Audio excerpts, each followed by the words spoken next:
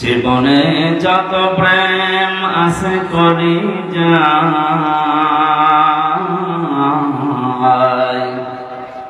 নবীজির তরে সবটুকু দিয়ে দেব তাই। বিনিময়ে শাফাত যদি তার পাই, মুছে যাবে জীবনে যত ব্যথা ভার। বালাগাল উলা বিকামালিহি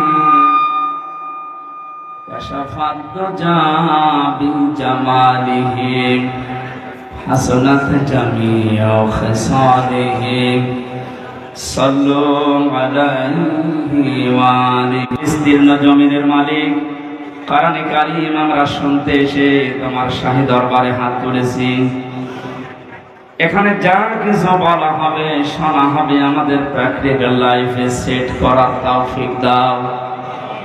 জীবন চলার পথে যত অন্যায় করেছি আল্লাহ গোপনে নয় মানব সম্মুখে আমরা প্রকাশ্যে স্বীকৃতি দিচ্ছি আমরা অপরাধী।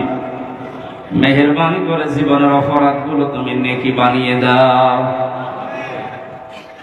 মাহফিলের আয়োজন যারা করেছে, শোনার জন্য যারা আসতেছে, কিয়ামতে মুসিবতে এই মাহফিলটা আমাদের জান্নাতে যাওয়ার মাধ্যম বানিয়ে দিও আল্লাহ। সুবহানা রাব্বিকা রাব্বিল ইজ্জাতি আম্মা ইয়াসিফুন ওয়া সালামুন আলাল মুরসালিন আলহামদুলিল্লাহি রাব্বিল আলামিন। বাংলাদেশের ঐতিহ্যবাহী এলাকা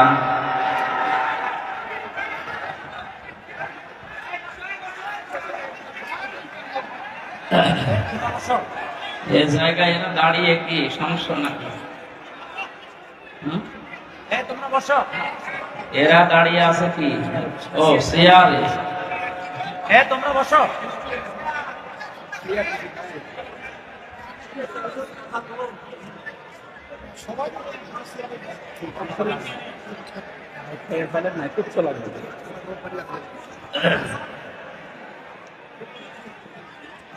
ভাইয়া আসলে তো পরিবেশ আমাদের এখন অনুকূলে না, কখন বৃষ্টি নেমে যায় কোনো গ্যারান্টি নেই। আজকে দুপুর বেলা যেখানে ছিল চাপায় নবাব হয় বৃষ্টির কারণে নষ্ট হয়ে গেছে। আপনার একটু সময় দিন ঘন্টাখানিক। নবীদের জন্মের মাসে পবিত্র এই সময় আমরা বসেছি, আমাদের ইবাদত চলছে। এখন ইবাদতটা নষ্ট করবেন না ভাই। সব সময় সুযোগ আসে না, একটা বছর পরে আয়োজন। যে যেখানে দাঁড়িয়ে আছেন বসে আছেন থাকে, কথা বলবেন না, এইটা আমার অনুরোধ, কথা বলবেন না। কারে কি বলছি? এটা রেকর্ড হচ্ছে না? কালকে ভিডিও ছড়াবে, সারা দেশে যাবে না, মানুষ বলবে যে জয়পুরহাটের মানুষগুলো বেয়াদব। কথা বলবেন না ভাই। কোরআন শুনতে আসলে কথা বলা এবং চুপ থাকা, এই দুইটা বিষয় আল্লাহর নির্দেশ আছে। ফাস্তামিউ লাহু ওয়া আনসিতু, শুনতে হবে এবং চুপ থাকতে হবে, দুইটাই ফরজ। দুইটাই কি? আপনি একটা নফল ইবাদত করতে এসেছেন আজকে। আফদালুল ইবাদাতি তিলাওয়াতুল কোরআন, পৃথিবীর সবচেয়ে উত্তম নফল ইবাদত কোরআনের এই আলোচনা তেলাওয়াত। নফল কাজ করতে এসে যদি ফরজ তরফ হয়ে যায় তাও দুইটা, তো আমার মনে হয় না আশায় আপনার ভালো ছিল। এই জন্য নিজের পায়ে নিজে কোড়াল লাগাবেন না, কষ্ট হলেও চুপ করেন। যে ইবাদতে কষ্ট বেশি হয় ওই ইবাদতে সওয়াব বেশি হয়। ধৈর্য ধারণ করি আমরা। বাংলাদেশের ঐতিহ্যবাহী জনপদ জয়পুরহাট, আক্কেলপুর থানার অন্তর্গত। এই থানায় যারা বসবাস করে মনে হয় এদের আক্কেল বেশি নাকি? তো আক্কেল এই অবস্থা হচ্ছে কেন? আশা করছি আপনাদের নাম এটা কামে লাগাবেন। আক্কেলপুর থানা, কোন এলাকা এটা? কাশিড়া বাজার জামে মসজিদের উদ্যোগে হাই স্কুল ময়দানে এলাকাবাসী কর্তৃক আয়োজিত তাফসীরুল কোরআন মাহফিলের স্বনামধন্য সভাপতি। আজকের মাহফিলের সভাপতিকে নাম কই? বিশিষ্ট ব্যবসায়ী কাশিড়া বাজার আল্লাহ গোলাম জনাব আব্দুর রহিম আতালাল্লাহু উমরাহু ওয়া বারাকাল্লাহু ফি হায়াতি, বলেন আমিন। মাহফিলের প্রধান অতিথি উপজেলা নির্বাহী অফিসার আক্কেলপুর জয়পুরহাট, আমাদের অভিভাবক শ্রদ্ধাভাজন ব্যক্তিত্ব সকলের জনাব মোহাম্মদ মোহাম্মদে আছেন, যে আলেমদের মুখের সামনে থেকে মাইক্রোফোন কেড়ে নেবেন, আপনার কিন্তু কল্লা থাকবে না। সেদিন চলে গেছে, এখন সেদিন আর নেই। কয়েকদিন আগে বাংলাদেশের গোয়েন্দা বিভাগের প্রধান যিনি, আমি কথা বললাম, উনি কল দিয়েছিল, বলছিল হামজা ভাই সারা বাংলাদেশের যেখানে কোরআনের কথা বলবেন, আল্লাহ সেই ফোর্সে বলতে বলেছেন ওই ফোর্সে বলবেন, কোনো বাধা নেই, কোনো অনুমতি নেওয়ার প্রয়োজন নেই। অন্যান্য ধর্মীয় অনুষ্ঠান যেভাবে বাংলাদেশে হয়, কোরআনের আলোচনা ঠিক ওই ধাঁচে হবে। কেউ যদি বাধা দেয়, শুধু নাম আর বাবার নাম আর জায়গার নাম জানাবেন, ওর ঠ্যাং ভেঙে ফেলবেন। বললাম স্যার আপনি এতদিন ছিলেন কোথায়? বলছে আমি নতুন এসেছি, আমি একজন মুসলিম, আর মুসলমান হিসাবে যা করা লাগে, অন্যান্য ধর্মীয় অনুষ্ঠানগুলো যদি কোনো আয়োজন না লাগে, কারো প্রয়োজন না লাগে, অনুমতি না লাগে, ঝামেলা না হয়, ৯৬% মুসলমান এই দেশে আমরা বাস করি, আমাদের কলিজার চাইতেও দামি কোরআন কারীম, তার প্রচারে প্রসারে অনুমতি নেওয়া লাগবে, ঝামেলা করবে আর তাকে আমরা ছেড়ে দেব? কখনো না। এই জন্যে সাথে মাতাল হলো আমরা তাহলে ঠিক আছি, বাস্তবতা বুঝে কাজ করবে। বিশেষ করে আমাদের এখানে উপস্থিত হয়েছেন আজকে আক্কেলপুর থানার অফিসার ইনচার্জ, আমাদের অভিভাবক, নতুন এসেছেন আপনাদের কাছে, জনাব মোহাম্মদ নয়ন হোসেন দামাত বারকাতুহুল আলিয়া। এতক্ষণ যারা আলোচনা রাখলেন, হযরত মাওলানা তরিকুল ইসলাম, মাওলানা আব্দুল কাদের, আর যত মানুষের নাম দিয়েছে, এ তো মনে হয় কয়েক মিনিট শুধু বলতে সময় লাগবে, এমনিতে রাত বেশি হয়ে গেছে। আমি কয়েকদিন আগে মালয়েশিয়া, সিঙ্গাপুর কয়েকটা দেশে ঘুরছিলাম। মাওলানা মিজানুর রহমান হাসারি, জাকের নায়েক এবং ডেভিড লিও বলে একজন আছে, নাম করা স্কলার, সারা বিশ্বে পরিচিত। এই মানুষগুলোর সাথে আলোচনা ছিল, ওনারা জানাচ্ছিলেন যারা আমরা এই যে কোরআনে কারিমের ময়দানে কথা বলি, এগুলো একটা ক্লাসের মতো। যদিও এখানে ছাত্রের মান সব এক না, এখানে এক এক রকম ছাত্র আছে। আমাদের বিশ্ববিদ্যালয়ের ক্লাস যারা নিত, সামনে যে সব ৮২ জন ৮৫ জন বসে আছে, সব এক মাপে, এক ক্লাসের এক মাপের ছেলেরা মেয়েরা। এখানে যারা আছে সবগুলো এক মাপের নাকি? এখানে এমনও লোক আছে একবার বললে বুঝবে, এমন লোক আছে ২ বার বললে বুঝবে, এমন লোক আছে ৮০ বার বললে ওরা জিজ্ঞাসা করবে কি। সে যেহেতু সব ধরনের ছাত্র ছাত্রী এখানে আছে, এই জন্য ক্লাসটা একটু কঠিন। তারপরেও আমরা ক্লাস নেব আল্লাহর কোরআন থেকে। ক্লাস সর্বোচ্চ নেওয়া হয় ৪৫ মিনিট। বিশ্ববিদ্যালয়ে যারা ক্লাস নেয় আমরা দেখেছিলাম সর্বোচ্চ ক্লাস নেয় ৪৫ মিনিট। কেন? ভার্সিটি যারা ক্লাস নেয় এদের কোনো যোগ্যতা নেই, ৪৫ মিনিটের পরে আর কথা বলতে পারে না, এই জন্যে নাকি? হ্যাঁ, ব্রেকডাউন প্রমাণ করছে মানুষের এই মাথার ভেতরে আল্লাহ ৬টা জিনিস বিশেষ করে দিয়ে রেখেছেন। ফ্রন্টাল লব, অক্সিপিটাল লব, এরকম ৬টা জিনিস দিয়ে সাজিয়ে এক একটার ভেতরে ৮টা, 10টা, 12টা, 15টা, 18টা, 24টা পর্যন্ত বিষয় দেওয়া আছে। এগুলো ক্যাচ করে আমি বলতে থাকলাম, আপনি শুনতে থাকলেন না। মানুষের মেধায় কথা ধরার একটা লিমিট আছে। বিজ্ঞান প্রমাণ করেছে যে ৪০-৪৫ মিনিটের পরে আপনি যদি কথা বলেন, আগেরটা ভুলে যাবেন, পরে আবার ওইটা চোখ হবে। এই জন্য যারা ক্লাস নেয় সারা পৃথিবীতেই প্রায় এই নিয়ম, ৪০-৪৫ মিনিটের উপরে কোনো ক্লাস হয় না। কারণ আপনি কথাটা যেন ধরে রাখতে পারেন। এটাও যেহেতু ক্লাসের মতো আমরা অন্তত ৪০ মিনিট না, ১.৫ ঘন্টা মতো বা ১ ঘন্টা মতো কথা বলবো। সম্মান আর মর্যাদা দুনিয়া আখিরাতে দুইটাই বাড়িয়ে দাও। সামনে বসা মুসলমান ভাইরা, পর্দার আড়ালের সম্মানিতা মা এবং বোনেরা, প্রশাসনের ভাইরা, প্রাণপ্রিয় জয়পুরহাটবাসী, দল মত জাতি বর্ণ ধর্ম নির্বিশেষে, এটা জামাতে ইসলামের অনুষ্ঠান নয়, এটা চরমনাই পীরের অনুষ্ঠান নয়, এটা বিএনপির অনুষ্ঠানে আমরা এসেছি। বলেন আলহামদুলিল্লাহ।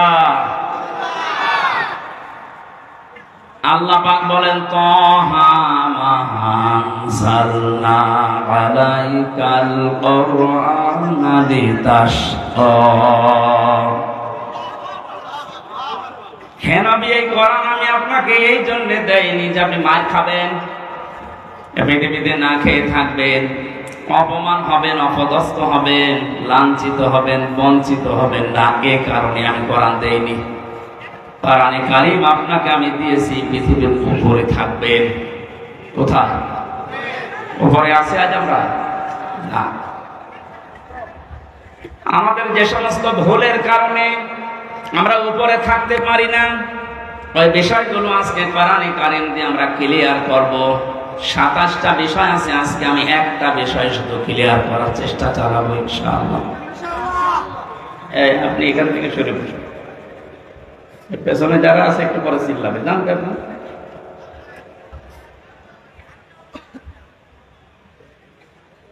আয়াতের শুরুতে আল্লাহ তাহা শব্দটা দিয়েছেন।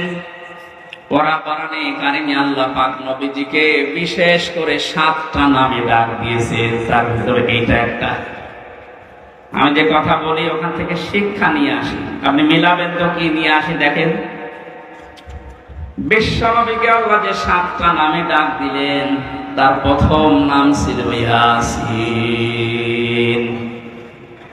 ইয়া হরফে নেদা, ইয়া মানে হে, সিন মানে সাজ্জিদ। নবীজির আপন চাচাতো ভাই হযরতে আব্দুল্লাহ বিন আব্বাস রাদিয়াল্লাহু তাআলা আনহু রাইসুল মুফাসসিরিন ছিলেন তিনি। বিশ্বনবী ওযু করার পরে একদিন টয়লেট থেকে বের হওয়ার পরে দেখলেন ওযুর এক বদনা পানিকে যেন সামনে রেখে দিয়েছে।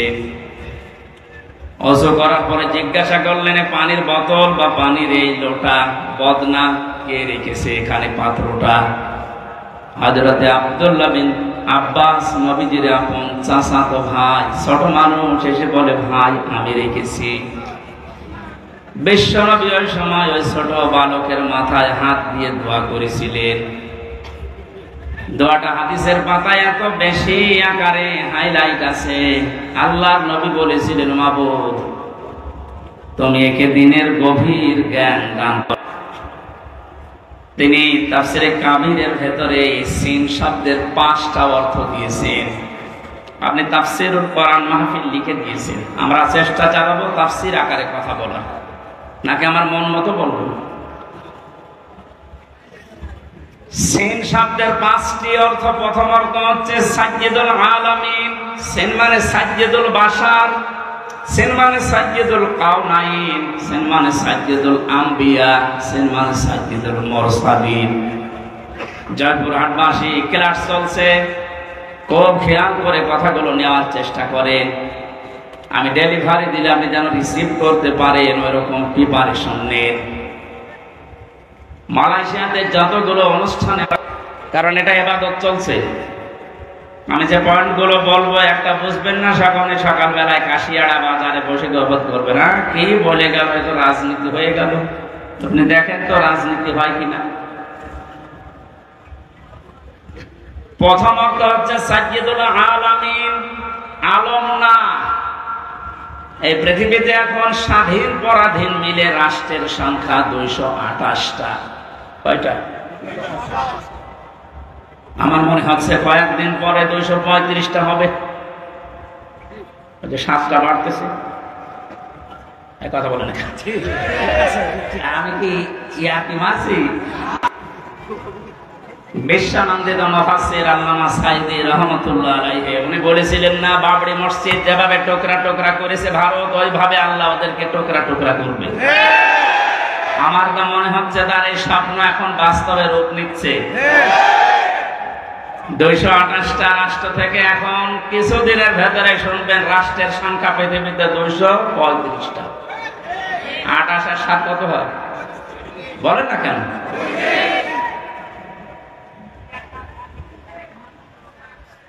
এখানে উঠে বসেন। কেউ এখানে আসবেন না, কেউ যাবে না। না, ডিস্টার্ব হলে আসলে আমার ক্লাস করার অভ্যাস নেই ওইভাবে। একটু সাহায্য করেন আমাকে। করার কারণে যদি ওরা এত বড় বন্ধু হয়, তাও সারা জীবনের জন্য আমরা 7 ভাগ করে দিচ্ছি, তাহলে আমরা কত বড় বন্ধু ওদের। ডক্টর মোহাম্মদ ইউনূস দায়িত্ব নিয়েই পরের দিন ঘোষণা দিয়েছিলেন, এই দেশকে যদি শান্তিতে থাকতে না দেন, 7 সিস্টারও শান্তিতে থাকবে না। 235টা রাষ্ট্রে আপনি যেখানেই বাস করেন, সেখানে বিশ্ব নবীকে আপনাকে নেতা মানা লাগবে। এই জন্য আল্লাহর ঘোষণা দেওয়া আদর্শ বা নেতা এই পৃথিবীতে মাত্র একজন আছে, তার নাম মুহাম্মদুর রাসূলুল্লাহ। কেউ যদি এই পৃথিবীতে 235টা রাষ্ট্রে বাস না করে বলে আমি মঙ্গল গ্রহে থাকি, সেখানেও আপনাকে মানা লাগবে, কারণ সাইয়্যিদুল আলামিন। কেউ যদি বলেন আমি চাঁদের দেশে থাকি, সে দেশেও আপনাকে রাসূলুল্লাহকে নেতা মানা লাগবে। বিশ্ব নবী বাদ দিয়ে অন্য কেউ আপনার নেতা হতেই পারে না। কেন বারবার এই শব্দটা বলছি? এটা যদি শুধু দুনিয়ার সাথে সম্পৃক্ত হতো, এই যে কোরআন আমার সামনে, আল্লাহর কসমের শব্দ আমি এতবার উচ্চারণ করতাম না। এই সম্পর্ক কিন্তু আখিরাতের সাথে। নারী হোক আর পুরুষ হোক, তার একমাত্র আদর্শ হবে ইয়াউমাল কিয়ামাতি ফারদা। সূরা মরিয়ম 16 নম্বর পারা 10 নম্বর পৃষ্ঠার 15 নম্বর লাইনের শেষ নাম্বার রুকু 95 নম্বর আয়াত। আল্লাহ পাক বলেন, কিয়ামতে প্রতিটি মানুষ আমি ডাক দেব বিচার করার জন্য, স্রেফ একা একা। কয়জন করে? কেউ থাকবে। জয়পুরহাটবাসী এবার বিবেককে প্রশ্ন করেন তো, আপনি যে জীবন তৈরি করেছেন, এখনই যদি হঠাৎ করে মারা যান, আল্লাহ যদি বিচারের প্রথম স্টেপে আপনি একা থাকলে মনে হয়, কিয়ামতের প্রথম ধাপে যদি বলে আল্লাহ হামজা করে আমি মাফ করে দিলাম 2024 সালের আগস্ট মাসের 31 তারিখ পর্যন্ত, যা ওর হিসাব নেই।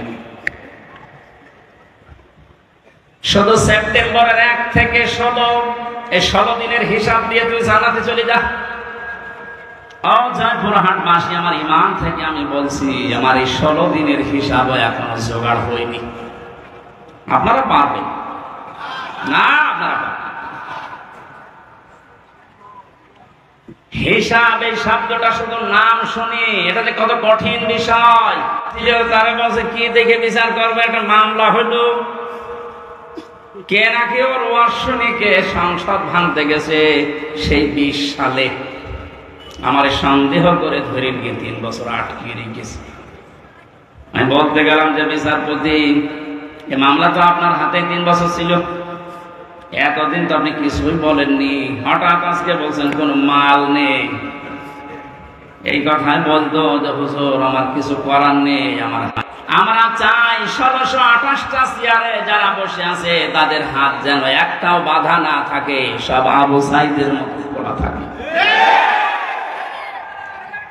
বৈষম্য বিরোধী ছাত্র আন্দোলনে যারা শহীদ হয়েছে, তাদের রক্তের দাম যদি দিতে চান, তাদের জীবনের দাম, তাদের যে 9টা দাবি ছিল তার 2 নাম্বার দাবি এইটা, যে আমরা কারো হাত বাধা দেখতে চাই না, সবার হাত খোলা থাকবে। বাস্তবতা পেয়েছিলাম কি, এই 15.5 বছরে শুধু একজনের হাত খোলা ছিল, বাকি কাওয়া কাদের থেকে শুরু করে যারা সব হাত বাঁধা ছিল।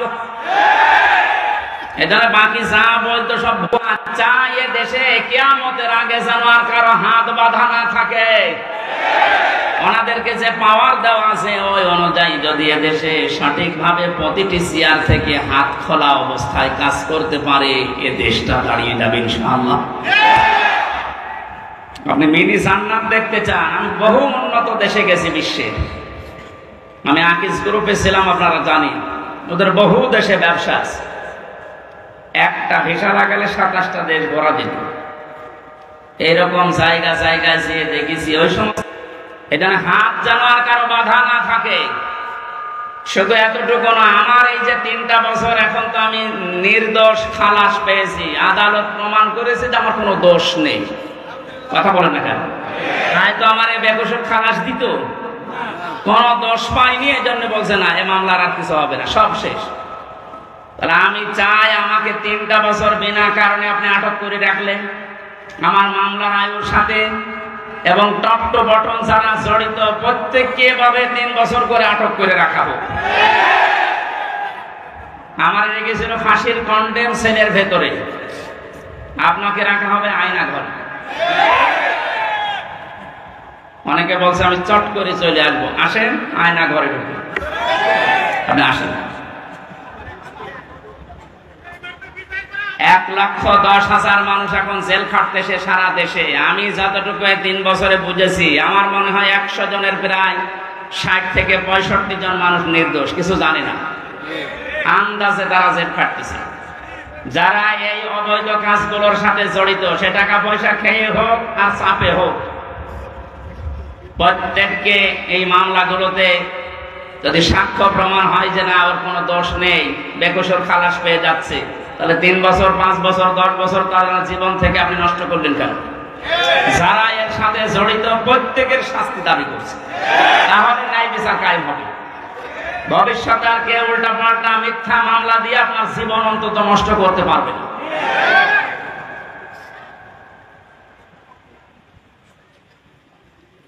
হিসাব বড় কঠিন জিনিস। আমি যখন আসছিলাম আদালত থেকে, হঠাৎ ব্যক্তি নিয়ে আসতেছে হাজী সেলিম, নাম শুনে বোঝা যাচ্ছে আল্লাহর ওলি হবে।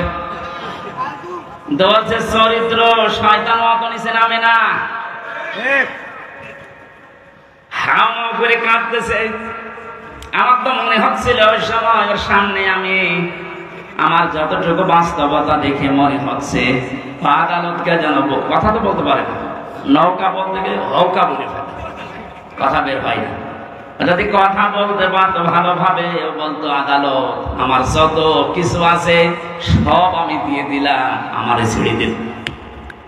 কিয়ামতের ময়দানটাও ঠিক এইভাবে আল্লাহ সাজাবে। আল্লাহ পাক বলেন ওয়াসাহিবাতিহি ওয়া আখিহি ওয়া ফাসিলাতিল্লাতি তুবি। মানুষ তার নিজের ভাইকে, তার নিজের স্ত্রী সন্তানকে, তার জ্ঞাতি গোষ্ঠীকে, তার বংশের লোক, তার দলীয় লোক, তার আত্মীয় স্বজন, যত যারা সাহায্য করতো, তাকে আশ্রয় দিত দুনিয়ায়, সবাইকে আল্লাহ সামনে নিয়ে বলবে আল্লাহ এগুলো সব দিয়ে দিলাম মুক্তিপণ হিসাবে, তুমি আমারে কিছু বলবা না। কথাটা কি মিথ্যা মনে হচ্ছে? সূরা মারিজের আয়াত আল্লাহ নিজে নাযিল করে জানিয়েছে মানুষ এটা বলবে। তোর কথা মাঝে মাঝে চিন্তা হতো আল্লাহ এর প্রতি আমার যে ভালোবাসা, দুর্বলতা, মহব্বত তুমি তৈরি করে দিয়েছো, কিয়ামতে এই ফারিহা জান্নাত কেউ নাকি আমি বলবো আল্লাহ এরেও দিলাম মুক্তিপণ হিসাবে। এটা আমার কেমন লাগে, আমার বিশ্বাস হতে চায় না। কিন্তু কিয়ামতের ভয়াবহ যে দৃশ্য আল্লাহ নিজে ফুটিয়ে তুলেছেন, তখন মনে হয় না ফারিহা না, ফারিহার মাকে পর্যন্ত বলা লাগবে আল্লাহ এরেও দিয়ে দিলাম।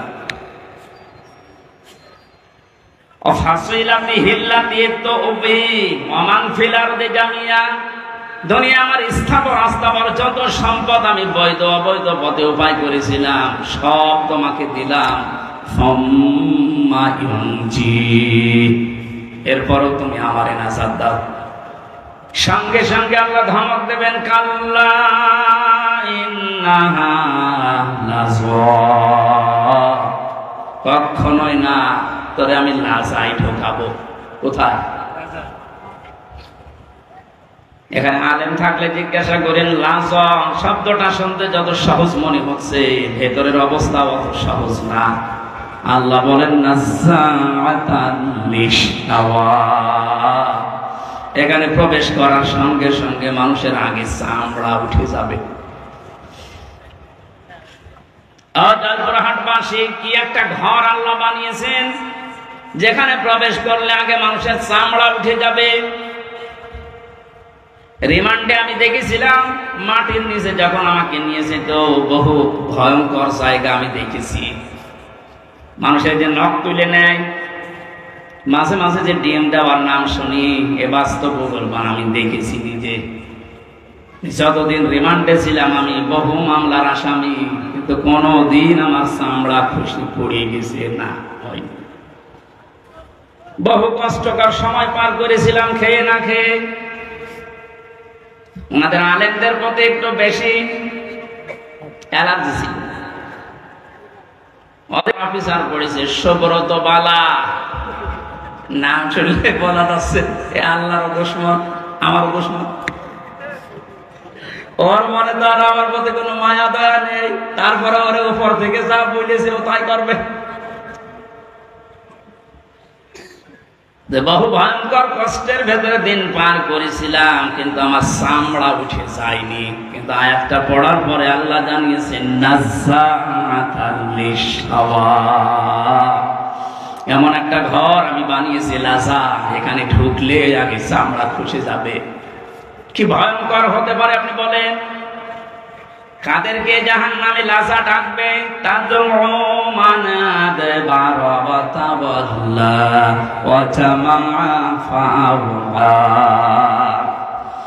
যে মানুষগুলোকে সত্যের দিকে আহ্বান করা হয়, সত্যকে সত্য জানার পরও যারা অহংকার করে, এতবার করে, মুখ ফিরিয়ে চলে যায়। আর এই চরিত্রের মানুষ বাংলাদেশে বেশি। ও জানে যে এটা সত্য বিষয়, সত্য পথ, এরপর যদি আপনি মুখ ফিরিয়ে চলে যান, আপনাকে আল্লাহ প্রবেশ করাবেন লাজায়। কোথায়? কি ভয়ঙ্কর তথ্য আল্লাহ দিলেন, দেখলেন না? চামড়া খসে যাবে আগে। 2 নম্বরে দুনিয়ায় যারা মাল সম্পদ, অর্থ সম্পদ শুধু জমা করে, আর কি করে সংরক্ষণ করা যায় এই চিন্তা ভাবনায় থাকে। জমিয়েছেন জমিয়েছেন জমিয়েছেন, আর কি করে সংরক্ষণ করা যায়, এটা স্থায়ী করা যায়, সেই চিন্তা ভাবনা করে শুধু স্থায়ী করার চিন্তা। দেশে জায়গা নেই, বেগম পাড়া বানিয়েছে, সুইস ব্যাংকে রেখেছে। টাকা অনেকের, কত টাকা সে নিজেও জানে না। এখন কিছু কিছু মানুষ ধরা পড়েছে, দেখছেন না? বালিশের ভেতরে টাকা, ফ্রিজে টাকা।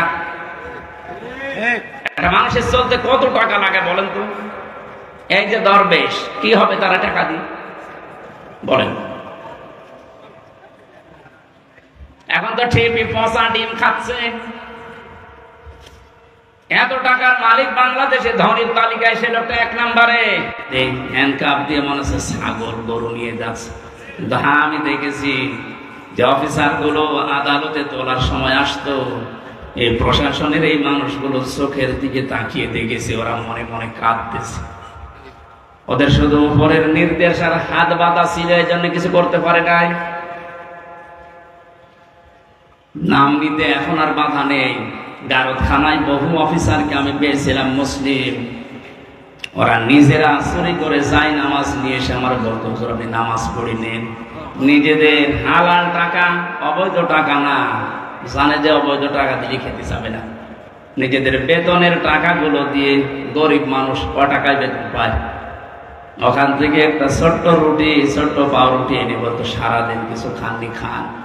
কঠিন বিপদের সময় যে মানুষগুলো সাহায্য করেছিল, বিশেষ করে আমার আব্দুল আলীম কারাগারের ভেতরে এবং ওই গারদখানায়, ওই মানুষগুলোর জন্য এমনিতেই মন থেকে কান্না চলে আসে। দোয়া করি, আল্লাহ তুমি তাদেরকে সর্বোচ্চ জায়গায় পৌঁছিয়ে দাও, তাদের জীবনের অভাবগুলো দূর করে দাও।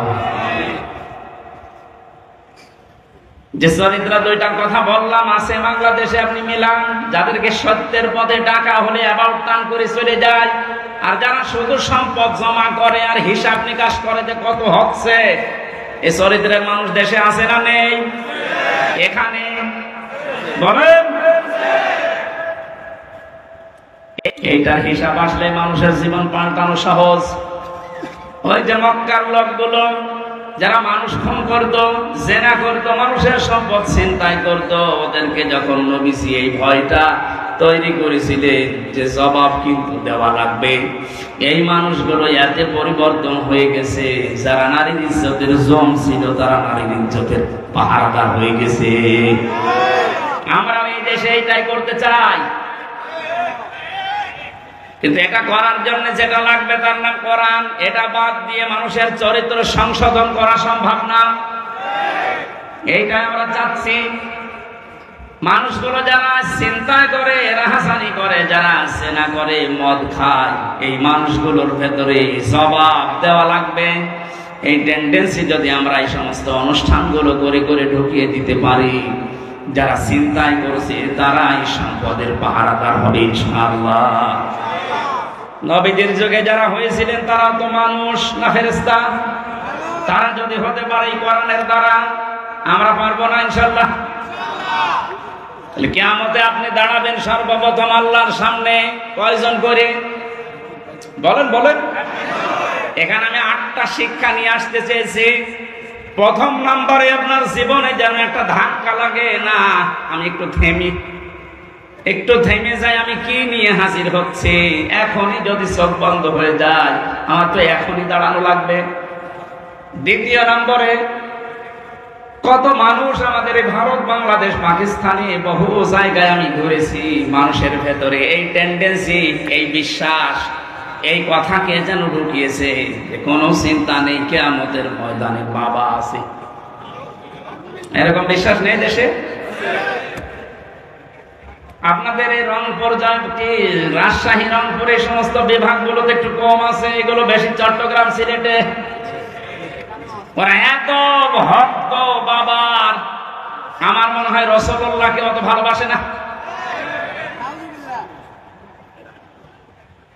এখান থেকে আমি যেটা নিয়ে আসতে চেয়েছি, আল্লাহ বলেন কিয়ামতে একা একা দাঁড়াবি, কেউ থাকবে না। তাহলে এই কথা দিয়ে যারা আপনাকে ধোঁকা দিয়ে বোকা বানাচ্ছে যে চিন্তা নেই বাবা থাকবে, এটা ডাহা মিথ্যা কথা বলেন।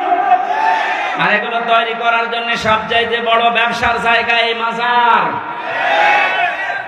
48,000 মাজার এখন এই দেশে সরকারি জরিপে। আপনি একটা মাজার দেখান যেখানে শরীয়তের বিরোধী কাজ নেই, একটা দেখান। নবী জানিয়েছেন লা তাত্তাখিযুল কুবুর মাসাজিদা, কবরকে সেজদার জায়গা বানিও না। অথচ অধিকাংশ মাজারে দেখি সেজদা দেয়। বলেন, মাজার পাকা করা নিষেধ, মোজাইক করা নিষেধ, টাইলস লাগানো নিষেধ। অথচ গরু ছাগল মরে গেলেও 3 তালা হচ্ছে কবর। এই জন্যই তো হক্কানি আলেমরা বলছে মাজার গুড়িয়ে ভেঙে দেন, কোনো কাজ নেই মাজারের। মাজারের যদি এত সম্মান থাকতো, নবীজির জামাই হযরত ওসমানকে দেখে আসলাম, কবর জান্নাতুল বাকিতে পড়ে আছে, একটা পাথর দেওয়া মাত্র, কিচ্ছু নেই। যিনি জান্নাতের গ্যারান্টি জিন্দা অবস্থায় পেয়েছেন দুনিয়ায়, তার কবর যদি শুধু একটা পাথর দেওয়া থাকে মাথার কাছে বা পায়ের কাছে, আপনি কি তার চাইতে বড় কিছু হয়ে পড়েছেন যে আপনার কবর পাকা করা লাগবে? এগুলো যারা করছে বা করবে, এক কথায় বলছে সব ব্যবসা, কোনো কাজ নেই। মাজারে আগরবাতি, মোমবাতি, টাকা পয়সা দিলে যদি ভাগ্য খুলতো, রাসূলুল্লাহর যে কবর আমার মনে হয় 50 তলা হয়ে যেত। কথা বলেন, পৃথিবীর সর্বশ্রেষ্ঠ মানুষের কবরে যদি টাকা দেওয়া না লাগে, মোমবাতি দেওয়া না লাগে, আগরবাতি না লাগে, দোয়াও করতে দেয় না। আমি রাসূলের রওজার পাশে দাঁড়িয়ে শুধু এভাবে হাত তুলেছিলাম যে পুলিশ পাহারা দেয় ওখানে, আমার হাতের উপরে ওই যে লাঠি হাতে থাকে, বাড়ি দিয়ে বলছে কি চাচ্ছেন আপনি? কিছু চাই না, রাসূলের জন্য দোয়া করছি। আমি আরবিতে ওনারে বললাম, ওনার ভাষা দিয়ে আমারে বলছে কি বলেন, আপনি যদি দোয়া করার দরকার হয় কাবা শরীফের কাছে, কাবার দিকে তাকান, কাবার মালিকের কাছে কিছু বলেন। রাসূলের কাছে আপনি কি চান? ও মনে করছে আমি কিছু চাচ্ছি। শ্রেষ্ঠ কবর পৃথিবীতে, তার কবরের পাশে দাঁড়িয়ে যদি কিছু চাওয়া জায়েজ না হয়, তো পৃথিবীতে কোন মহারথী আছে যে তার কবরের পাশে যে চাওয়া যায়? সুতরাং এই ভ্রান্ত ধারণা থেকে, এটা যে রেকর্ড হচ্ছে এই জন্য বলছি, কালকে সারা বাংলাদেশ সহ বিশ্বে বাংলা ভাষাভাষী মানুষের কাছে ছড়িয়ে যাবে। সবাইকে আহ্বান জানাচ্ছি, আপনি কিয়ামতে কোনো বাবা নিয়ে উঠবেন না, কোনো পীর সাহেব নিয়ে না, আপনি একা একা উঠবেন। কয়জন করে? স্রেফ একা, কেউ থাকবে না। আপনি আবার মিলান যে আপনি কি জবাব দেবেন। এ ধারণা যারা ঢুকিয়েছে তাদের ওইটা দরবার টিকানোর ব্যবসা। আমি তো কোরআনের আয়াত বলে দিয়েছি, সূরা মারিয়াম 95 নম্বর আয়াত। এর উপরে আর কোন দলিল পৃথিবীতে আছে? এরপরেও যদি কারো মন খারাপ হয় তাহলে এই আয়াতটিকে বাদ দিয়ে দিন।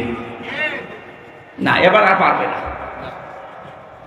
বিচারের দ্বিতীয় ধাপ, আমাদের এই বাংলাদেশে 4 প্রকারের রায় হয় আমরা দেখেছি। এই জয়পুরহাটের জেলা আদালত যেটা আছে, এখানে ম্যাজিস্ট্রেট কোর্টে একটা রায় হয়, এরপরে জজ কোর্টে আবার রায় হয়। এখানে যদি আপনার রায় বিপক্ষে যায়, আপনি হাইকোর্টে যান ঢাকায়। হাইকোর্ট থেকেও যদি আপনি ন্যায় বিচার না পান, মনে করেন আমি অবিচার হয়েছে আমার প্রতি, আপনি আর একটা কোর্টে যান, সুপ্রিম কোর্টে যান। এর উপরে আর কোন কোর্ট এ দেশে আছে? বলেন বলেন। তাহলে বাংলাদেশের রায় হয় কয় প্রকার? আল্লাহ পাক যে রায় দেবেন কিয়ামতের ময়দানে, যে ধাপ বানিয়েছেন, আমাদের যেমন 4 ধাপ, আল্লাহর রায় হবে 2 ধাপ। প্রথমে আল্লাহ আপনাকে ডাকবে স্রেফ একা একা, দ্বিতীয় নম্বরে আপনাকে এবার একা ডাকবে না। এইটা বোঝানোর জন্য আমি পর্যন্ত এসেছি, শুনতেছেন? কিয়ামতে এবার আল্লাহ মানুষকে, প্রতিটি মানুষকে ডাক দেবে, ইয়াউমা নাদউ কুল্লাু নাসিম বিইমামিহিম। সূরা বানী ইসরাঈল 15 নম্বর পারা 8 নম্বর পৃষ্ঠা 3 নম্বর লাইনের 72 নম্বর আয়াতের প্রথম অংশে আছে। এটা তাফসীরে ফি জিলালিল কোরআনে আছে। আমি বিশ্ববিদ্যালয়ে থাকাকালীন শত তাফসীর মিলিয়েছি এই ইমামিহিম এই শব্দের সাথে। 42টার উপরে আমি দেখেছিলাম ইংরেজি সহ। প্রতিটি মুফাসসির আয়াতের ব্যাপারে এক কথাই দিয়েছেন। আল্লাহ পাক বলেন কিয়ামতের ময়দানে প্রতিটি মানুষকে বিচারের দ্বিতীয় ধাপে আমি ডাক দেব তার নেতার সাথে। কার সাথে? বলেন বলেন। এবার আমার প্রশ্ন আপনার বিবেকের কাছে, এদিকে তাকান। প্রথম ধাপ তো শেষ, আপনি কি করবেন আপনি জানেন আর আল্লাহ জানেন। আমি তো বললাম আমারটা মিলানো সম্ভব হচ্ছে না, তার 16 দিনের। আপনি 16 বছর, 32 বছর, 45 বছর, 60 বছর মিলাবেন কি করে বলেন? আপনার তো এখনই কান্নাকাটি শুরু করা দরকার। ওই বিবেক যে আপনার মরে গেছে, এবার দ্বিতীয় ধাপে আসেন তো। আপনাকে এবার আল্লাহ একা ডাকবে না, অবশ্যই কোরআনের আয়াত সত্য। 100 ভাগ না 98 ভাগ? বলেন বলেন। 100 ভাগ সত্য বিশ্বাস করেন তো? তাহলে আল্লাহ এবার আপনাকে ডাকবে আপনার ইমামের সাথে। এখানে ইমাম মানে নেতা, ইমাম মানে কি? নেতা।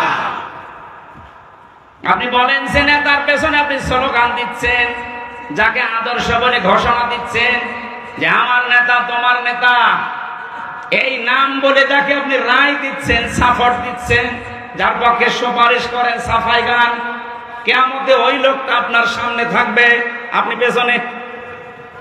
কি মনে হয় আপনার যে নেতার পেছনে আপনি ঘোরেন, যারা আদর্শ মতো চলেন, ওর যে চরিত্র, ওর যে সুরাত সিরাত, ওরে আল্লাহ দেখলে মাফ করবে বলে মনে হয়? দেখি এখনই বলছি তো ধরা খাবে।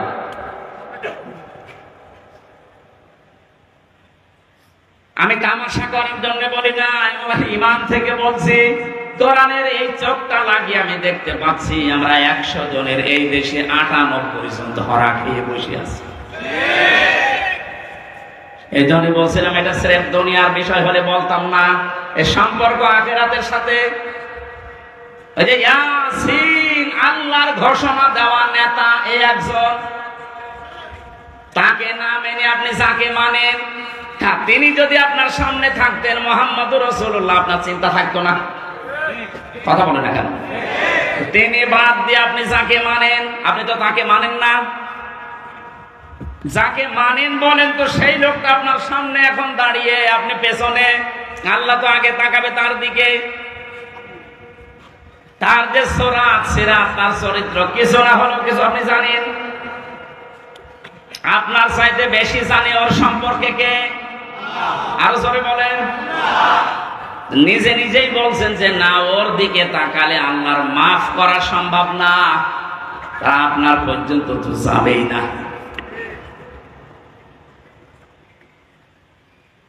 আমার ভয় হচ্ছে এই কারণে যে আমরা না জানি ওই ময়দানে অধিকাংশ মানুষগুলো দাঁড়িয়ে থাকে কিনা। আল্লাহর ঘোষণা দেওয়া নেতা যেহেতু মুহাম্মদুর রাসূলুল্লাহ, আর উনি শুধু বাংলাদেশের জন্য না, ভারতের জন্য না, তামাম দুনিয়ায় যত রাষ্ট্র আছে যেখানেই বাস করেন আপনাকে বিশ্ব নেতা মানা লাগবে। এতদিন শুনেছেন যে ইয়াসিনে সূরা পড়লে 10 খতম কোরআন শরীফে সওয়াব হয়, কিন্তু এর ভেতরে 83টা শিক্ষা আছে। আমি একটা একটা করে কেবল 5টা বললাম। 83টা শিক্ষা আপনার প্র্যাকটিক্যাল লাইফে জীবনে আগে সেট করা লাগবে। এরপরে আমি এদিকে পড়েই গেলাম, নেকি হয়েই গেল, তো নেকি কি থাকবে কোথায়? নেকি তো থাকছে না ধরে রাখার জন্য। এমন একটা বিশ্বাস, এমন একটা কথার দ্বারা নেকি সব শেষ। কথা বলেন? এই কোরআনে আল্লাহ 500 শরীয়তের বিধান দিয়েছেন। কয়টা? তার ভেতরে এটা একটা। ইয়াসিন হে নেতা, এটা একটা। এরকম কত আছে বলেন বলেন? কেন 500টা বলেন তো? আমি এবার শিক্ষিত মানুষদেরকে বলছি, যত ফরজ ইবাদত আছে দুনিয়ায়, প্রত্যেকটা ফরজ ইবাদতের কিছু মৌলিক বিষয় আলাদা করা আছে। এই যে নামাজ ফরজ না, বলেন না কেন? নামাজ পড়তে গেলে 13টা ফরজ লাগে, ভেতরে আর বাইরে মিলে। আমি ওসি সাহেবকে বলছি 12টা ফরজ আদায় করে উনি নামাজ পড়লো, একটা ফরজ আদায় করেনি, ওনার সওয়াব হবে কয়টা? কথা বোঝার পরে বলবেন ওনার সওয়াব কয়টা হবে? কিচ্ছু হবে না, 0, শূন্য। এখন যদি বলেন না বাস্তবতার সাথে তো মিলছে না, আমি তো 12টা করেছি, অন্তত 5টা সওয়াব দেন। নামাজ হবে কিন্তু জরিমানা দেওয়া লাগবে। সরসেজদা বলে না? সরসেজদা মানে কি? জরিমানা। সরসেজদা মানে কি? তাহলে ফরজ যদি একটা বাদ যায় শেষ, ওয়াজিব বাদ গেলে হবে, কিন্তু সরসেজদা দেওয়া লাগবে, জরিমানা না দিলে ওইটাও শেষ। বাকি আছে নামাজ ভেঙে যায়, নষ্ট হয়ে যায় 19টা কারণে। কয় কারণে? এর একটা কারণ যদি পাওয়া যায়, 18টা ঠিক আছে, নামাজ থাকবে না ভেঙে যাবে? আরো জোরে বলেন। এটা যেমন সহজ ভাবে বুঝলেন, নামাজের ভেতরে অমৌলিক কিছু জিনিস আছে যেগুলো না হলেও নামাজ হয়ে যাবে। যেমন সুন্নাত আছে 12টা, মুস্তাহাব আছে 70টা। এরকম ভাগ ভাগ করে আমি 2 রাকাত নামাজ পড়তে গিয়ে 60,000 মাসালা পেয়েছি। কয়টা? আমার মনে হয় এখানে 60,000 মাসলা সবারই জানা আছে। 60টাই জানা। যে জন্য আমি এ পর্যন্ত আসলাম, এবার আসেন। এই যে মঞ্চটা, এই মঞ্চের মৌলিক জিনিস 2টা, একটা খুঁটি আর একটা সামিয়ানা। এই 2টা মৌলিক না, আসল উপাদান। এই 2টা না থাকলে কেউ মঞ্চ বলবে? বলেন। অমৌলিক জিনিস আছে, এই যে টিস্যু বক্স, এই মাইক, এই যে ফুল দেওয়া আছে, বিউটিফাই করেছে, এই চেয়ার দেওয়া আছে, এই টেবিল আছে। এগুলো কি না থাকলে মানুষ মঞ্চ বলবে না? এ পর্যন্ত বুঝেছেন কিনা বলেন? যে মৌলিক জিনিস 2টা, অমৌলিক জিনিস 10টা। সংখ্যার দিক থেকে মৌলিক জিনিস বেশি না কম? বলেন।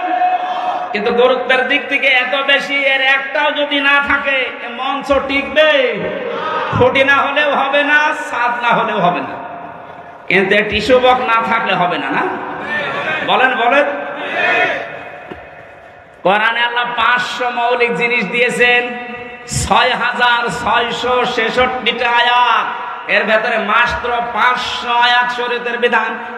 আপনি কোথায় 6,666? 500 বাদ গেলে কি হয়? হয়তো বাকি যেগুলো আছে সব ওই টিস্যু, ফুল, ফুলদানি, এই টেবিল, এই মাইকের মতো, কিন্তু 500। তাহলে ওর মৌলিক জিনিস ছিল না, খুঁটি ছিল না হয়তো, কিন্তু দুর্বল ছিল। এখান থেকে আমি যেটা নিয়ে আসতে চাই, মৌলিক জিনিস না থাকলে, অমৌলিক হাজারও থাকলে তার কোনো দাম থাকে না। ওসি সাহেব যদি নামাজ পড়তে গিয়ে 12টা আদায় করে, একটা আদায় না করে, উনি নিজেও এখন বলবে যে কোনো সওয়াব নেই, 0 হবে, শূন্য হবে। এ পর্যন্ত বুঝেছেন তো? 500 আয়াত শরীয়তের বিধান, একটা মানেননি, 499টা মেনেছেন। কিয়ামতের দিন যখন আল্লাহ মিজানের পাল্লায় আপনাকে তুলবে, আপনারও এই ফল হবে 0, 0। এবার আসেন এই শব্দটার একটু ব্যাখ্যা করি। মিজানের পাল্লা বলি আমরা, মিজান মানে কি? না, মিজান মানে ন্যায় বিচারের মানদণ্ড। হাইকোর্টের সামনে দেখবেন একটা দাড়ি পাল্লা টাঙানো আছে, এই টাঙানো নেই? ও দাড়ি পাল্লা সরকার টাঙিয়েছে কি খেলা করার জন্য, নাকি ওতে একদিকে ঝুলিয়ে থাকে সমান্তরাল? দেশের 18 কোটি মানুষকে বোঝাতে চায় দেশের সরকার যে কোন জায়গায় যদি ন্যায় বিচার না পাও, এখানে ন্যায় বিচার পাবা, এটা ন্যায় বিচারের প্রতীক। তাহলে দাড়ি পাল্লা মানে ন্যায় বিচারের মানদণ্ডের প্রতীক। এটা আমাদেরকে যে কিয়ামতে আল্লাহ মাপ দেবেন, আমরা জানি যে কিয়ামতে আল্লাহ মাপ দেবেন আমল। কি মাপবে? আমলের মাপ দেবে না মিজানের পাল্লায়? এটা শুনেছেন কোনদিন নাকি আজকে শুনলেন? কিয়ামতের দিন আল্লাহ মাপ দেবে কি? আমল। বলেন বলেন, আমল মানে কি? কে বললো আমল মানে নেক কাজ? মানে আমল মানে শুধু কাজ। নেক কাজ হতে হলে তো সালিহাত ধরতে হবে। তাহলে আমল মানে বাংলায় কি বলেন? কাজ।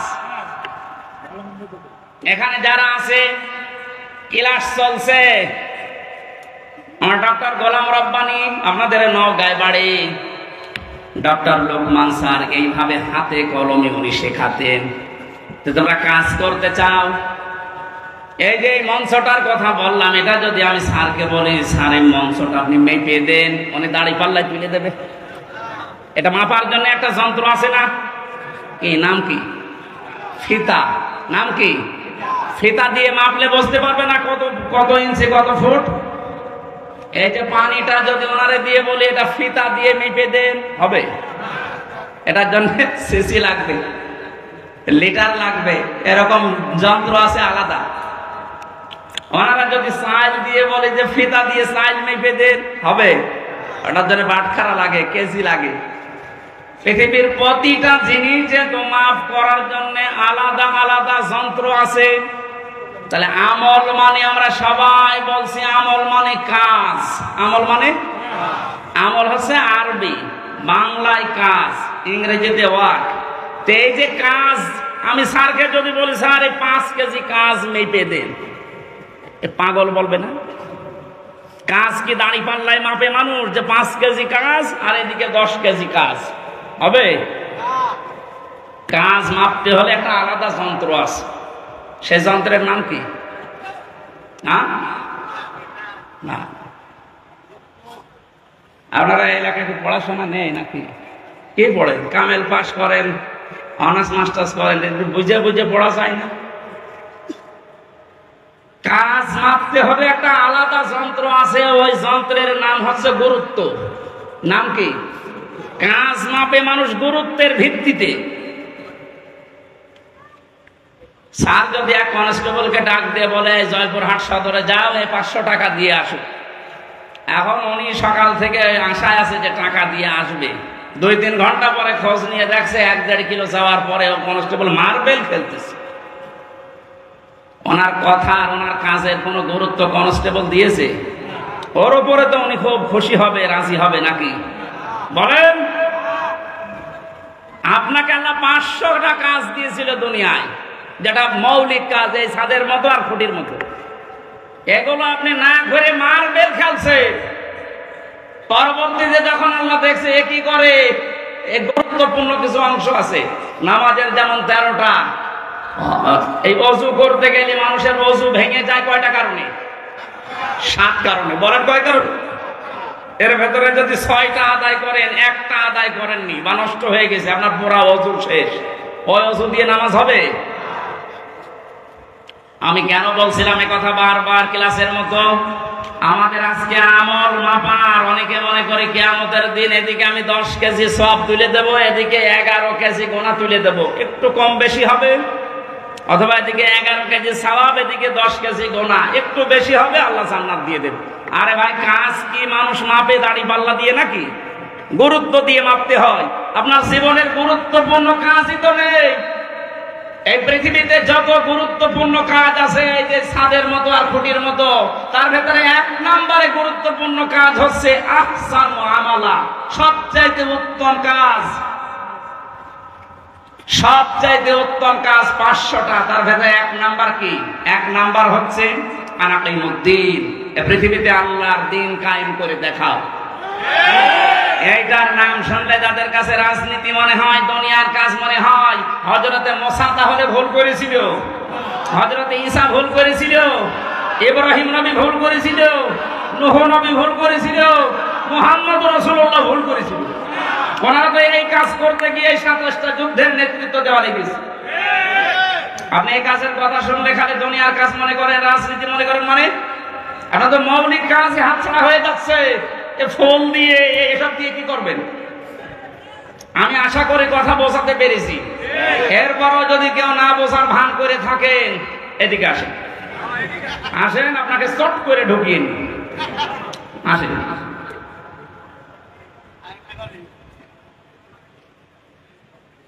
কিয়ামতে যেহেতু আপনার সামনে আপনার নেতা আগে থাকবে, এরপরে আপনি থাকবেন, এই জন্য এমন কোন মানুষের সামনে পেছনে থাকা যাবে না যারা দেখলে আল্লাহর রাগ হয়। এরকম নেতা দেশে নেই। রাত 12টার পরে যার পা ঠিক মতো মাটিতে পড়ে না, রিকশা ছাড়া বাড়ি যেতে পারে না, কথা বলে না কেন? খেজুর গাছে ধাক্কা দিয়ে বলে, বড় ভাই সাইড দাও, আর কতক্ষণ দাঁড়াবো? আপনি এই মানুষের পেছনে এখনো থাকবেন? কালকে এই বাংলাদেশের ইসলামী আন্দোলনের একজন সর্বোচ্চ নেতা, আপনাদের রাজশাহীতে বাড়ি, অধ্যাপক মুজিবুর রহমান, উনি ঘোষণা দিয়েছে এই দেশে যেন কোনো মদখোর, কোনো মাতাল আপনার এই সিলটা না পায়। এটা তো উনি বানিয়ে বলেছে, সূরা ইয়াসিনের ব্যাখ্যা এটা। এমন মানুষকে আপনি এটা দেবেন না যে সামনে ওই লোকটা থাকলে আল্লাহর আগেই রাগ হয়ে যাবে, আপনার পর্যন্ত যাবেই না। এখানে আল্লাহ যেহেতু নবীকে 7টা নামে ডাক দিয়েছিলেন, তার ভেতরে প্রথম ইয়াসিন, এরপরে তহা, এরপরে আব্দুল বা আব্দুল্লাহ, এরপরে মুজাম্মিল, মুদ্দাসসির, আহমদ, মুহাম্মদ। আমরা প্রতিটি শব্দের ব্যাখ্যা আছে, এত কথা বলতে গেলে মেলা রাত হয়ে যাবে। আমরা রবিউল আউয়াল মাস, যেহেতু এই মাসে নবীজির জন্ম, এই মাসেই মৃত্যু, বিশ্ব নবী এই মাসে এসেছিলেন, এই মাসে ইন্তেকাল করেছেন, তাকে নিয়ে বিশেষ করে যে মাতামাতি হয় এই রবিউল আউয়াল আসলে, এটা কোরআন হাদিসে বর্ণিত নেই। আমাদের রাষ্ট্রীয়ভাবে একদিন ছুটি দেওয়া আছে মিলাদুন নবী, নবীর জন্ম বৃত্তান্ত আলোচনা করার জন্য না। নবীর জন্ম বৃত্তান্ত আলোচনা করার জন্য রাষ্ট্রীয় শোকের দরকার নেই, রাষ্ট্রীয় ছুটির দরকার নেই। নবীজি যেটা দিয়ে দেশ চালিয়েছিলেন, এইটা কিভাবে চালানো যায় সেই পদ্ধতি আবিষ্কার করবে, তাহলেই হবে রবিউল আউয়াল পালন করা। আপনি কি একজন সাহাবীর চাইতে বেশি ভালোবাসা মহব্বত রাসূলুল্লাহকে দিতে পারবেন? বলেন।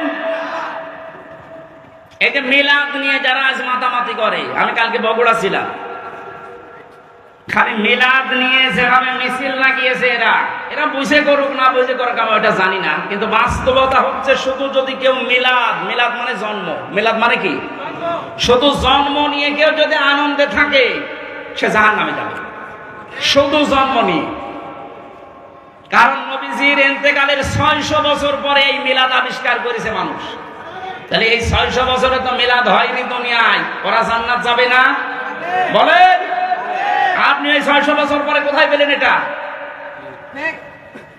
ইসলামের ভেতরে নতুন কিছু আবিষ্কার যে করে সে বেদাত করে, আর বেদাত করলে সে গোমরাহ, আর গোমরাহ হলে সে জাহান্নামী। আপনি একটা কথা খণ্ডন করতে পারবেন? এবার আসেন আমি দলিল দিচ্ছি। 2 জন চাচা ছিল নবীজির জন্মে খুশি, একজন আবু লাহাব আর একজন আবু তালেব, এরা আপন চাচা। এই 2 জন এত বেশি খুশি হয়েছিল নবীর জন্মে, যারা সংবাদ দিয়েছে তাদেরকেও আজাদ করে দিয়েছে। আর আবু তালেবের জীবনী পড়েছি, ও নিজের সন্তান আলীকে কাছে রাখতো না, কিন্তু ভাতিজা মোহাম্মদ এতিম, বাবা নেই মা নেই, এই জন্য নিজের কাছে রাখতো। এত আদর করেছে, বলতো ভাতিজা আমি তোমার ধর্ম মানি না, কিন্তু তোমার শরীরে কেউ আঘাত করুক এটা আমি বেঁচে থাকতে সহ্য করব। তা আপনি আর কি করেন বলেন তো? নবীর জন্ম আসলে সেই লোকটার দিকে তাকান। ও জীবন পর্যন্ত দেওয়ার মতো এইরকম মহব্বত করতো রাসূলকে। তো মারা যাওয়ার সময় নবীজি যখন বললেন ইয়া আম্মি আবি তালিব লা ইলাহা ইল্লাল্লাহ হাজ্জুল লাকা ইনদাল্লাহি ইয়াউমাল কিয়ামা, বুখারী শরীফের হাদিস।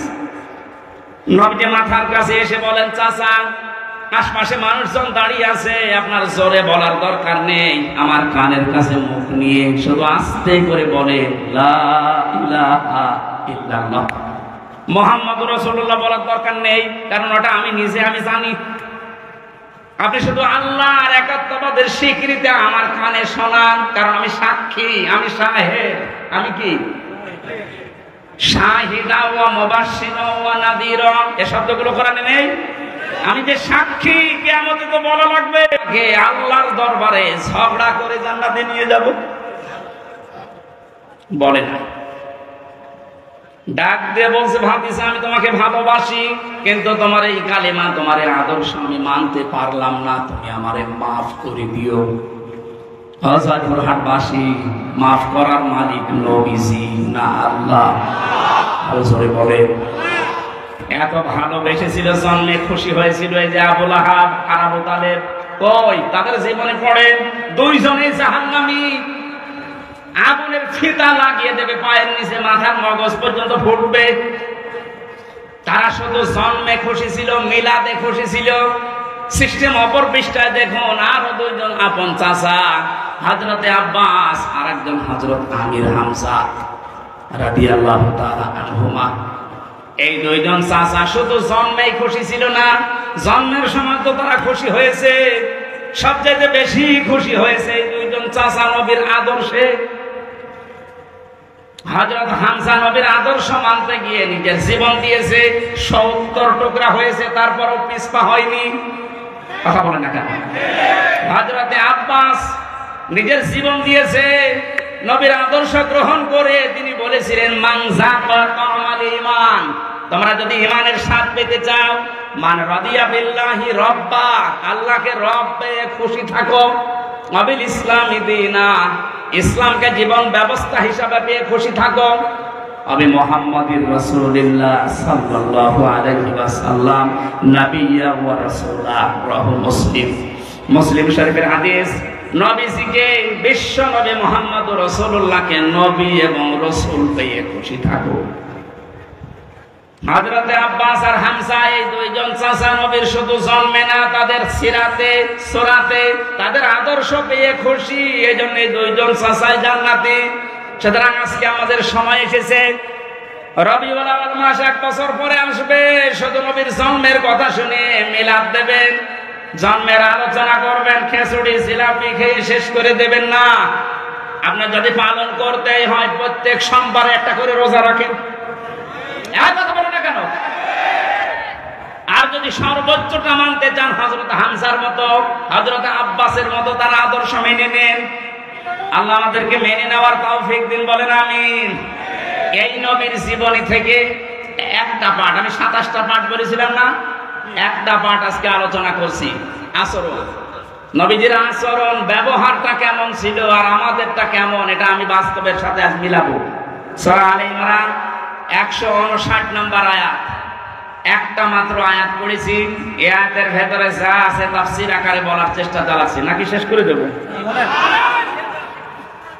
জবান খুলে কোরআনের আয়াতে প্রবেশ করেন। আউযু বিল্লাহি মিনাশ শাইতানির রাজীম, বিসমিল্লাহির রহমানির রহিম।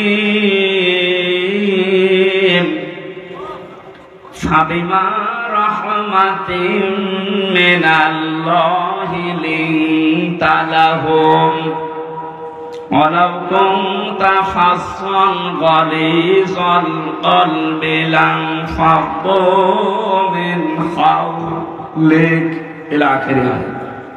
সূরা আলে ইমরান নামকরণ আছে, ঐতিহাসিক প্রেক্ষাপট আছে, শানে নজুল আছে। এই আয়াতের ব্যাকগ্রাউন্ড আছে, এগুলো বিভিন্ন মাহফিলে তাফসিরে আপনারা সহজে পেয়ে যাবেন। আমরা এবার মূল শিক্ষায় যাচ্ছি। আল্লাহ পাক বলেন, হে নবী, আমি দয়া করে আপনার অন্তরের ভেতরে আপনার অন্তরটা মোলায়েম, কোমল, সহজ, সরল, সফট করে বানিয়েছি। আপনি যদি কঠোর হতেন, কর্কশ ভাষী হতেন, তাহলে আপনার কাছে মানুষ ভিড়ত না, আপনার আশপাশ থেকে মানুষ সব চলে যেত।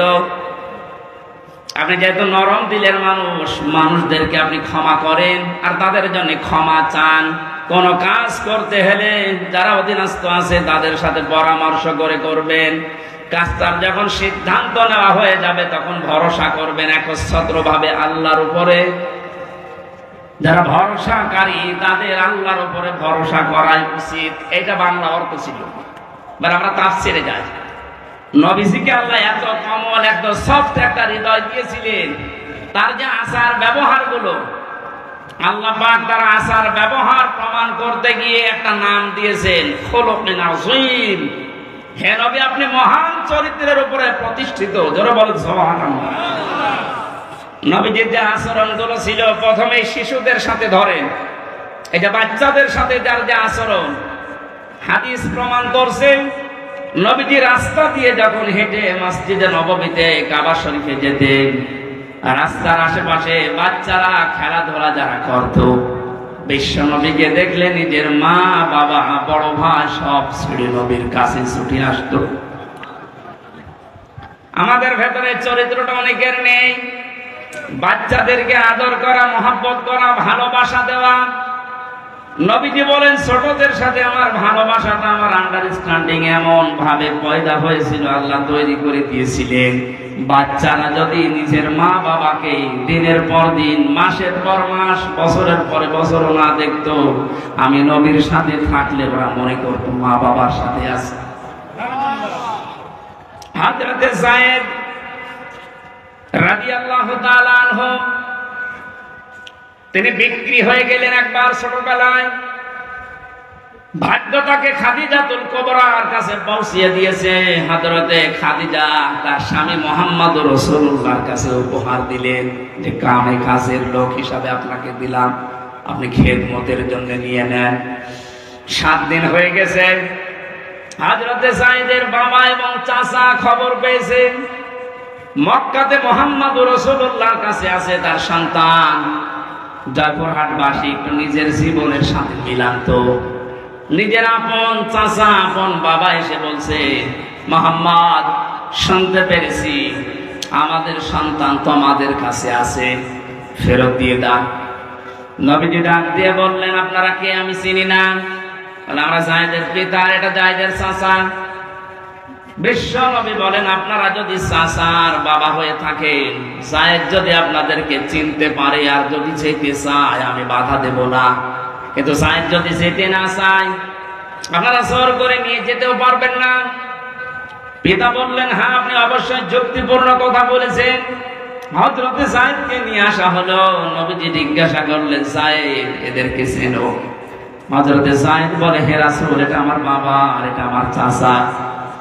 হযরতে যায়েদের পিতা ডাক দিয়ে বলে, যায়েদ, তাড়াতাড়ি বাড়িতে চলো, তোমার মা কান্নাকাটি করছে, অসুস্থ হয়ে গেছে কাঁদতে কাঁদতে। সম্পদ যা আছে, তুমি তো আমার একক সন্তান, সব তোমারে দিয়ে দেব। হযরতে যায়েদ ওই দিন একটা কথা বলেছিলেন, আপনি একটু মিলান তো, আপনার কাছের বাড়ির ছেলেটা মেয়েটা আপনার সম্পর্কে এ কথা বলতে পারে কিনা। হযরতে যায়েদ বলেছিলেন, হে আমার পিতা, হে আমার চাচা, বাড়ির সম্পদ সহ যা আছে সব আমাকে দিয়ে দিতে চান।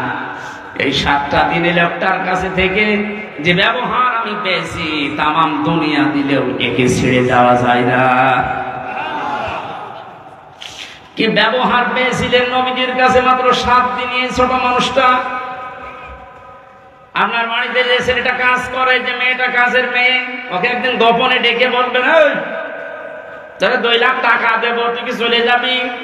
ও বলবে, শয়তান, টাকা দেওয়া লাগবে না, এমনি ছেড়ে দে। কথা বলবেন।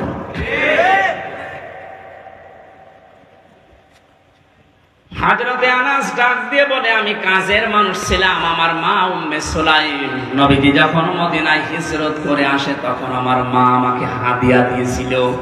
10টা বছর নবীজির বাড়িতে আমি খেদমত করেছি, যখন যেটা লাগে আমি এনে দিতাম। আল্লাহর কসম, আমার নবী কোনদিন এই 10টা বছরে কোনদিন আমাকে ধমক দিয়ে কথা বলেননি। জোরে বলেন আল্লাহু আকবার।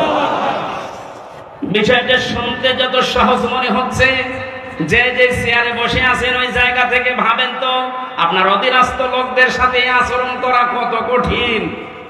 10 বছর না, 10টা দিনও আপনি পারবেন না।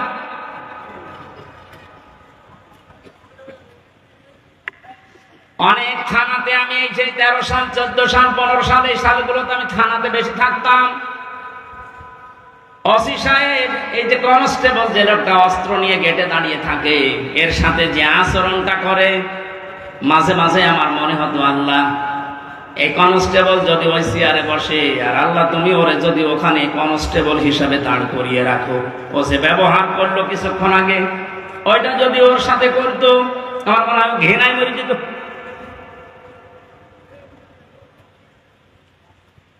আপনার তার শুকরিয়া আদায় করা দরকার ছিল যে ও একজন মানুষ, ও ডিগ্রি পাস, আমিও ডিগ্রি পাস, আমাকে আল্লাহ চেয়ারে বসিয়েছে আর ওরে অস্ত্র নিয়ে দাঁড় করিয়েছে গেটে। ওর সম্মান আমার চাইতে বেশি হওয়া দরকার। এই আচরণ গুলো অনেকে মনে করছে যে দুনিয়ার বিষয় না, এগুলো সব আখিরাতের বিষয়।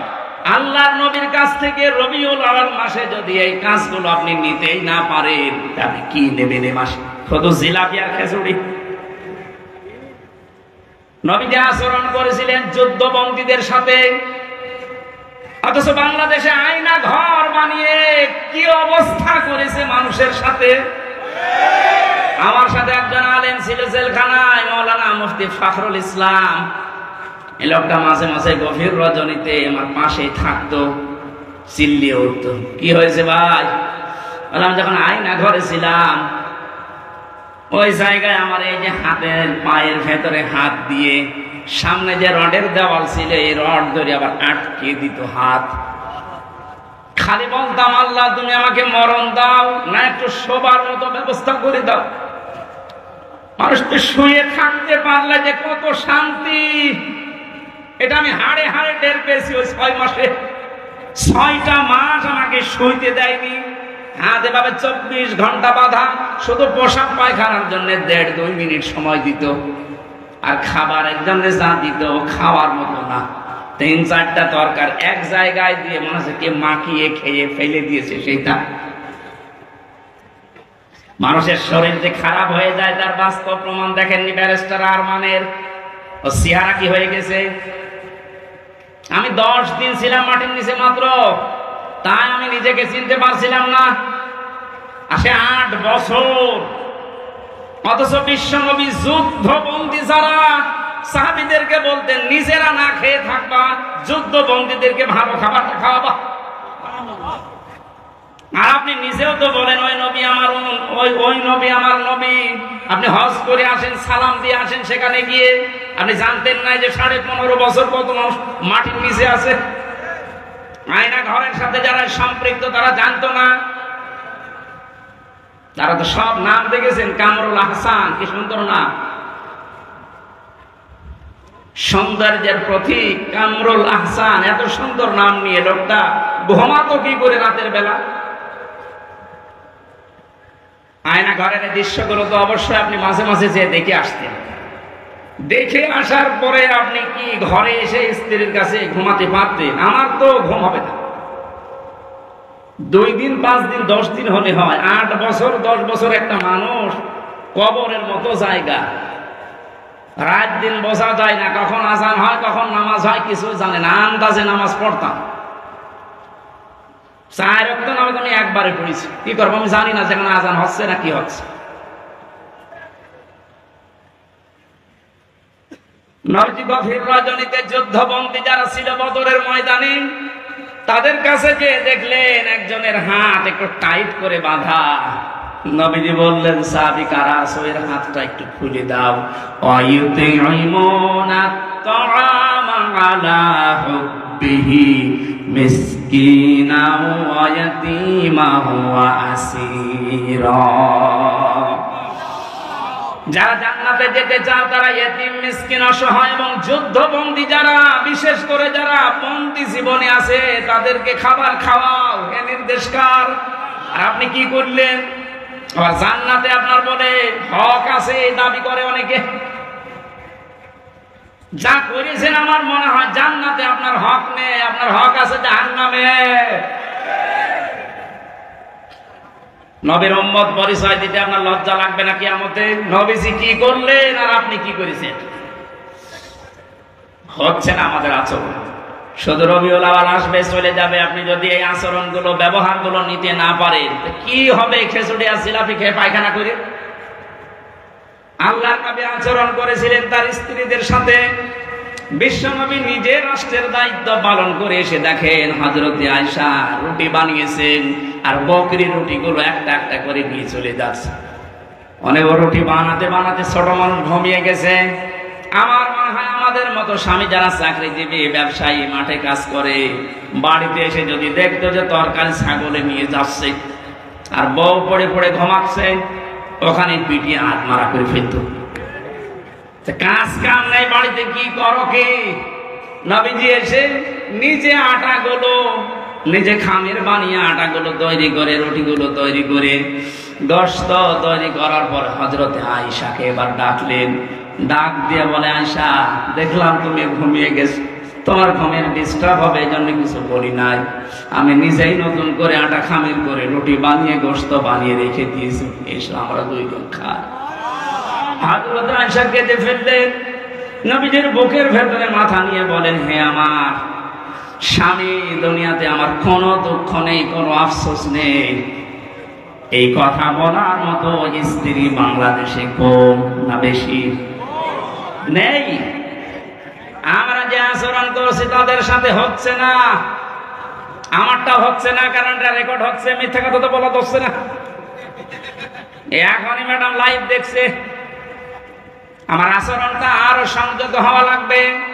আমরা যেন রবিউল আউয়াল মাসে আমি সহ এখানে যত স্বামী আছি প্রত্যেককেই যেন রাসূলুল্লাহর মতো এই চরিত্র নিতে পারি, বলেন আমিন। সম্মানিত মা বোনেরা, আসার সময় দেখলাম গভীর মনোযোগ দিয়ে রাসূলের কথাগুলো শুনছেন, কান খাড়া করে শোনেন। বাংলাদেশে নারী নির্যাতন করলে কেস হয়, মামলা হয়, এই যে বসে আছে মামলা নেওয়ার জন্য।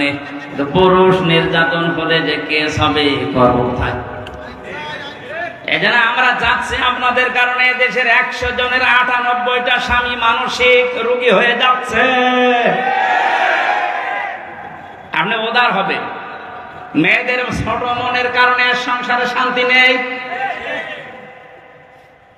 হাজারো মেয়ে লোক বউ এমন আছে, নিজের বাবা মা, নিজের ভাই বোনের জন্য যদি স্বামী খরচ করে বলে অসুবিধা নেই, অথচ স্বামী যদি তার নিজের ভাই বোনের জন্য একটু কিছু করে, অনেক বউ আছে মন খারাপ করে। এরকম ছোট মনের বউ আছে, কার হাত তোলেন তো? না, আমি হাসির করাতে পারি। এই দুইজন হাত তুলে তো বিয়ে না করি, আমি জানি বিবাহিত মানুষ হাত তুলবে না, কারণ এটা কিন্তু ভিডিও হচ্ছে। ও দেখবে যে আমার বাড়িওয়ালা হাত তুলেছে কিনা। না, আপনি উদার হন। কি করবেন? আপনি তো আপনি 50 বছর পরে দুনিয়ায় থাকবেন না। মাঝখান থেকে আপনি এই আচরণের কারণে জাহান্নাম খরিদ করে নিয়ে যাচ্ছেন। আপনার মতো পাগল আর কেউ নেই। আপনার সম্পত্তি পড়ে থাকবে, মাঝখান থেকে আপনি জাহান্নামে হয়ে যাচ্ছেন। অথচ নবীজি বলেন, কোন স্ত্রী যদি চায় যে আমার স্বামী বেশি দিন বেঁচে থাক, আমার স্বামীর সম্মান, মর্যাদা, টাকা পয়সা আরো বেড়ে যাক, সে যেন মাঝে মাঝে স্বামীকে তাগিদ দেয়, তুমি যাই করো রক্তের সম্পর্কগুলো ঠিক রাখো। এরকম বলার মতো বউ আছে?